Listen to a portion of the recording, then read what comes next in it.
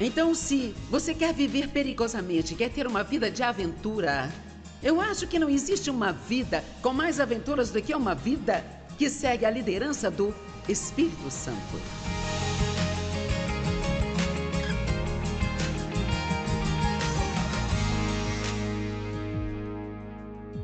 Olá, bem-vindos ao Desfrutando a Vida Diária. Deus tem um plano incrível para a sua vida. Mas para você tomar posse disso, você tem que correr o risco e confiar em Deus. Deixe-me separar um tempo para te encorajar e então voltarei para responder algumas perguntas. Hoje nós vamos falar sobre assumir riscos. Porque uma pessoa que nunca está disposta a se arriscar, nunca vai conseguir fazer muito neste mundo aqui. E provavelmente vai acabar ficando muito entediada, sabe, com a sua vida. Uma das coisas que eu disse ontem à noite, quero que você não se esqueça, é que andar pela fé é dar o primeiro passo antes de você saber qual será o segundo. Meu Deus, eu já fiz tantas vezes isso, sabe, na minha vida. E depois de algumas vezes você vai se acostumando e já não fica mais tão assustado. Mas dar um passo de fé é você ir fazer alguma coisa que você não tem ideia do que pode acontecer. Mas você acredita de todo o coração que foi Deus que te disse para fazer. E eu vou te dar um exemplo da minha vida. Quando Deus começou a colocar no meu coração para ministrar um estudo bíblico em casa, eu tinha um emprego de tempo integral e eu ganhava tanto dinheiro quanto Dave, eu tinha um bom emprego e não tínhamos problemas financeiros. Mas eu não conhecia muito bem a Bíblia e então eu precisava estudá-la. E eu realmente não tinha tempo para estudar com um emprego de tempo integral e 3 filhos. E então, Deus começou a colocar no meu coração para sair do meu emprego. Mas eu era uma pessoa muito responsável, aquilo não fazia sentido para mim, porque eu podia colocar a calculadora de lado e ainda assim saber que as contas seriam maiores do que a nossa renda se eu não trabalhasse. E então, eu fiz o que nós fazemos várias vezes. Eu meio que barganhei com Deus. Eu saí do meu emprego de tempo integral para um de meio período. Vamos, você já tentou obedecer a Deus em meio período? Pela metade. Eu não quero fazer isso, mas que tal se eu fizer dessa maneira? Dessa forma eu ainda estarei obedecendo a você e eu ainda vou ter o meu plano reserva. Vamos, talvez Deus esteja querendo que alguns deixem de lado o seu plano reserva. E confiem nele totalmente. Então eu fui demitida do meu emprego de meio período. E eu não era o tipo de pessoa que era demitida, sabe? De um emprego, eu era uma boa funcionária. E, quero dizer, aquilo foi ridículo, eu não conseguia fazer nada direito. Naquele lugar, tudo que eu colocava a mão quebrava. E, quero dizer, foi uma loucura, então ficou claro que Deus havia bloqueado totalmente o meu caminho e queria que eu abandonasse aquele emprego e confiasse nele. Bem, honestamente, naquela época eu tinha que confiar em Deus para os sapatos dos meus filhos e todo mês ficávamos com $40 a menos para pagar nossas contas. E não era uma soma enorme de dinheiro que precisávamos, mas todo mês precisávamos que um dinheirinho extra aparecesse milagrosamente todo mês de algum lugar. Então eu dei esse passo de fé para fazer isso. E às vezes achamos que quando damos um grande passo de fé, que nossa, agora Deus vai me encher de recompensas e bênçãos imediatamente. Quero dizer, veja só o sacrifício que eu fiz. E mal posso esperar para ver o que Deus vai fazer por mim amanhã. Bem, por 6 anos. Por 6 anos. Nós tivemos que literalmente crer em Deus. Quando você ouve que as pessoas dizem, eu confiei em Deus até pelas roupas de baixo, eu confiei em Deus pelas minhas roupas de baixo. Eu não sabia na época porque eu tinha que passar por aquelas coisas difíceis, mas agora eu sei. Porque eu posso te garantir que hoje precisamos de muito mais do que $40 por mês.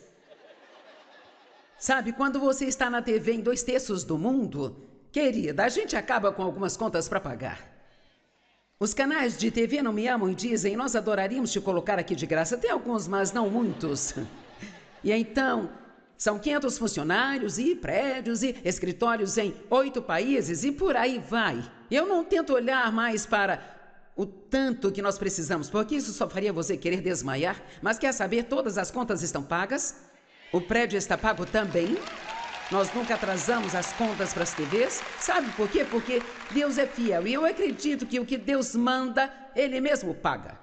Mas eu acho que ninguém nunca fará nada de alguma magnitude sem passar por alguns testes, sabe?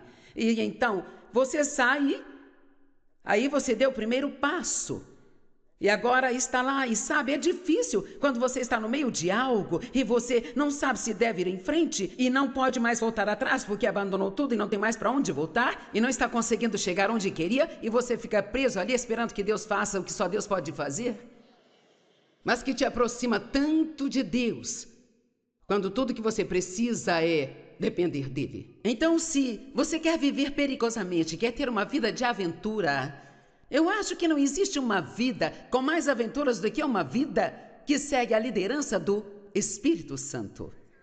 E você pode não gostar de todos os lugares onde ele te levará, mas não ficará entediado. Se seguir a liderança do Espírito Santo, você não vai ficar entediado, porque ele é dessas pessoas criativas que aparecem com mais coisas do que você jamais conseguiria imaginar. Amém? E então, Satanás tenta nos atacar de várias maneiras diferentes, para nos impedir de tomar esses passos de fé e não fazer aquilo que Deus quer que nós façamos. E uma das áreas que Satanás nos ataca mais do que em qualquer outra é em como nos sentimos sobre nós mesmos.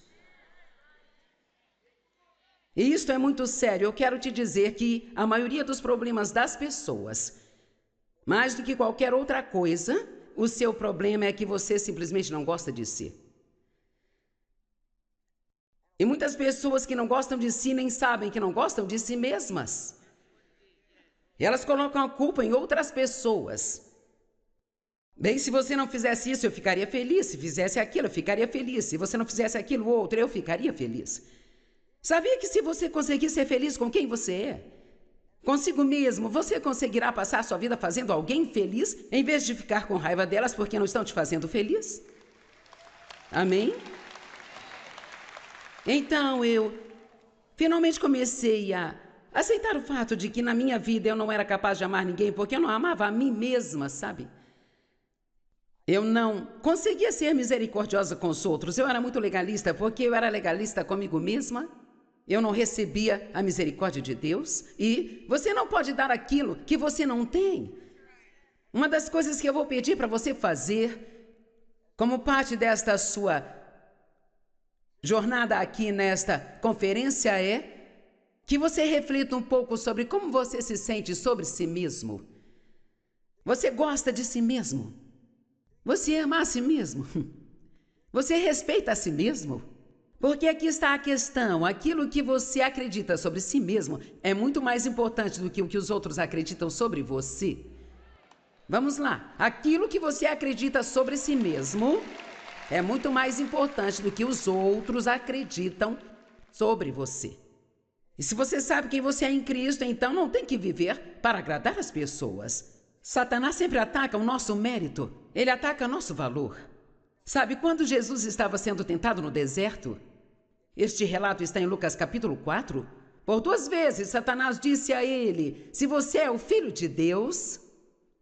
Bem, se você é o Filho de Deus, então por que você tem esses problemas? Bem, se você é amado por Deus, então por que Ele não respondeu às suas orações? Ele está sempre tentando atacar o nosso mérito e nosso valor, tentando nos fazer pensar que Deus não nos ama. Então, vamos falar só um minutinho sobre como a sua autoimagem afeta o seu futuro. Porque a aventura requer ousadia, e a ousadia requer confiança. E a confiança requer uma autoimagem saudável. Então, como você enxerga a si mesmo? Segundo Samuel capítulo 9, versos de 1 a 8. E então Davi perguntou: ainda resta alguém da casa de Saul a quem eu possa mostrar bondade por causa de Jonatas? O que nós precisamos ver aqui é que Deus está dizendo: tem alguém a quem eu possa mostrar bondade por causa do meu filho Jesus?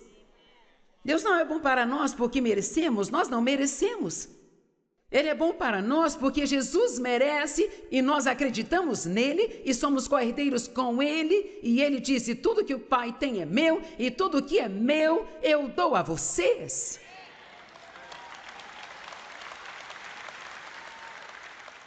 E havia um servo da casa de Saul cujo nome era Ziba. E eles o levaram até Davi. O rei lhe disse: você é Ziba? E ele disse: eu sou o teu servo. E o rei perguntou: há ainda alguém na casa de Saul a quem eu possa mostrar a bondade de Deus para com ele? E Ziba disse ao rei: ainda há o filho de Jonatas, mas ele é aleijado dos seus pés.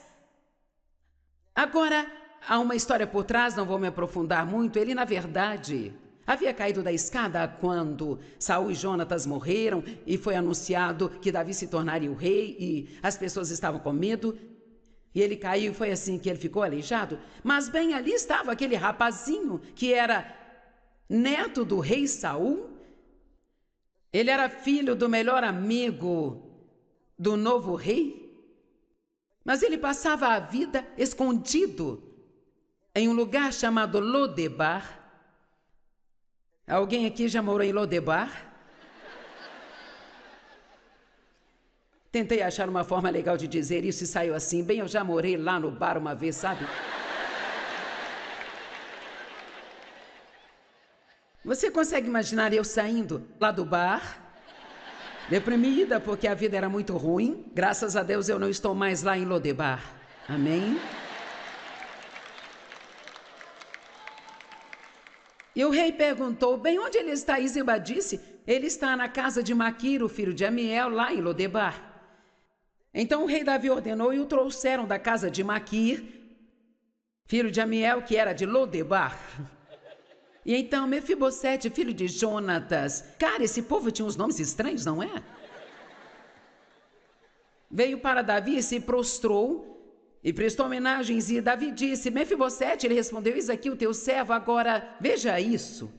E Davi lhe disse: não temas, pois te mostrarei bondade, e por causa de seu pai Jonatas, eu te restituirei toda a terra de Saul, seu pai, e você comerá sempre à minha mesa. E ele prestou homenagem e disse: quem é esse teu servo, para que você deva mostrar consideração por um cão morto como eu? Aqui está o verdadeiro problema. Era a própria autoimagem pobre que ele tinha dele que o impedia de ir ao palácio e de entrar lá com ousadia e dizer: eu sou neto do rei Saul, Jonatas era o meu pai e eu tenho direitos.